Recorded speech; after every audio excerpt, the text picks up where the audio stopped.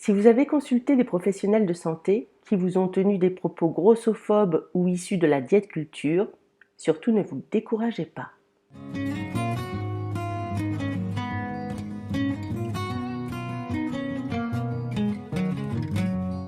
Il est connu que le monde médical est assez grossophobe, mais ce qui est plus triste encore, c'est quand on consulte des médecins, psychologues, nutritionnistes qui se disent spécialisés dans les troubles alimentaires et qu'on s'aperçoit que même eux vont vous sortir de grosses bêtises issues de la diète culture. Il ne faut pas leur en vouloir spécialement, juste se rendre compte que ce sont des êtres humains comme les autres qui n'ont juste pas été formés comme il faut. Ce n'est pas parce que ces personnes sont issues du monde médical que leur parole est à traiter comme parole d'évangile. Cette vidéo est juste destinée à ce que vous ne vous laissiez pas décourager si cela arrive. Soyez sûr que ce que vous faites est super, que vous êtes sur le bon chemin avec votre lâcher-prise alimentaire. Tous les professionnels de santé ne sont juste pas familiarisés avec la méthode all-in. Souvent, l'idée du lâcher-prise fait peur, même pour venir soigner les cas les plus graves d'anorexie.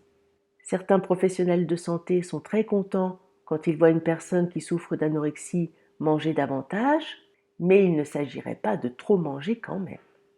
Une jeune fille m'a raconté qu'ainsi, à l'hôpital, on voulait bien qu'elle mange, mais pas trop. Sa faim extrême s'était réveillée et ses plateaux étaient devenus insuffisants. Mais quand elle a demandé qu'on lui serve une deuxième portion, ça a fait toute une histoire.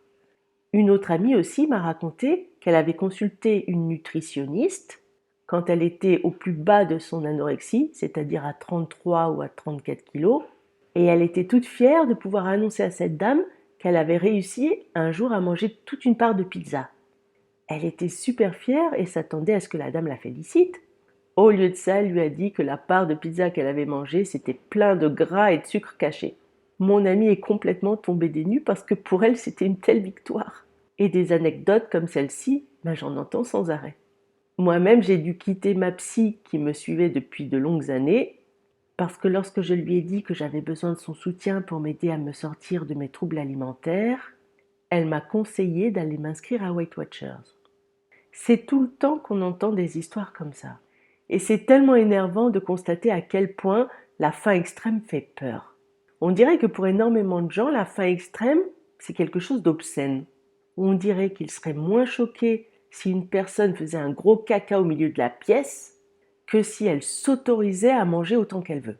Oui, la faim extrême, pour beaucoup de gens, c'est quelque chose de honteux.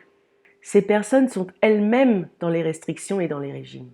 C'est leur propre faim qu'elles n'assument pas en réalité. Mais moi, ce qui m'énerve énormément, c'est qu'en n'acceptant pas que leurs patients donnent libre cours à leur faim extrême, à leur faim tout court même, ces professionnels leur bloquent juste l'accès à la guérison. On dirait que certains professionnels ont encore plus peur de la perte de contrôle que les patients eux-mêmes. Ils ont peur que ces patients passent de l'anorexie à la boulimie, disent-ils. Alors que c'est une ineptie, on ne devient pas boulimique, on rembourse juste notre dette énergétique.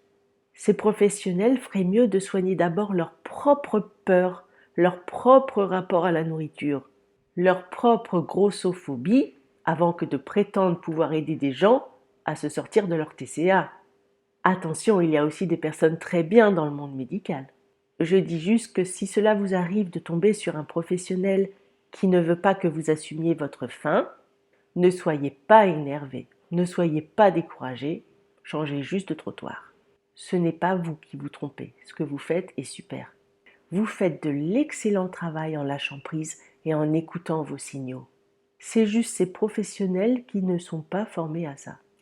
Ce qui est très triste aussi, c'est à quel point les gens doivent se battre parfois pour faire reconnaître leur TCA dans le monde médical.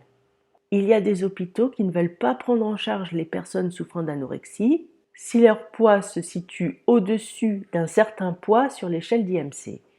Et c'est très dommageable parce qu'on peut souffrir d'anorexie quel que soit notre poids.